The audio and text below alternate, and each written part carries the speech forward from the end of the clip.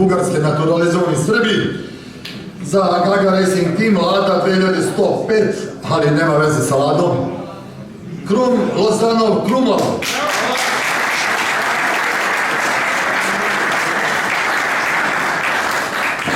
I prvo mesto, još jedan, ja ću imati državljanstvo i da postanete domaći.